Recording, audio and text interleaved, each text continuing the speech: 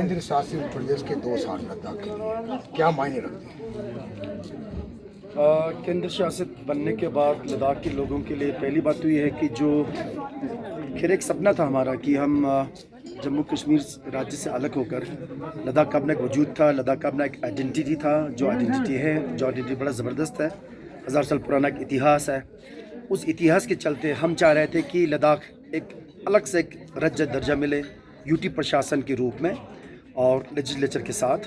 तो अब ये इस सरकार ने लद्दाख के लोगों की जो ख्वाहिश थी कि हम एक यूटी बने, यूनियन टेरिटरी बने, और हमारे बगुला रिम्पोची जी का जो एक सपना था और लोगों के सामने जो एक रास्ता जो दिखा के गए, जो एक लक्ष्य था हमारा सारे लोगों का, तो वो एक मुकम्मल हुआ, वो सफल हुआ। तो एक तो ये हासिल हुआ।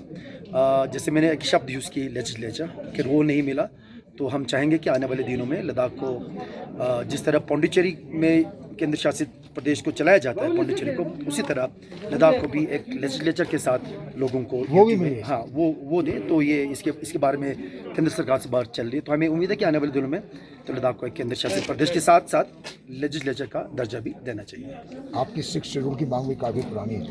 हाँ, 6 शेड्यूल का मांग बहुत पुराना है और बहुत महत्वपूर्ण है लद्दाख के लोगों की भावनाओं को संभाल के रखने के लिए, यहाँ का जो नौकरियाँ हैं वो अपने बच्चों के हाथ में रखने के लिए, लद्दाख का जो संस्कृति है, जो लद्दाख का जो पहचान है उसको संभाल के रखने के लिए, और यहाँ का ज़मीन हमारे लोगों के ही हाथ में रहे। तो ये सारे सुरक्षा की बातें हैं, ये सारे सेफ गार्ड्स की बातें हैं जो संविधान के आम लोग चाहते भी यही, हम चाहते भी ये हैं। और अभी जो सिलसिला जो बातचीत का चल रहा था बड़े जोर शोर से आपको मालूम है कि लद्दाख के सारे तबके के लोगों ने इस चीज़ को माना कि लद्दाख को आप केंद्र शासित प्रदेश बनने के बाद, चूंकि लद्दाख में 97% जो आबादी है वो शेड्यूल ट्राइब कम्युनिटी को बिलोंग करते हैं, तो केंद्र सरकार को कोई आपत्ति नहीं होनी चाहिए कि लद्दाख को 6 शेड्यूल में डालने के लिए।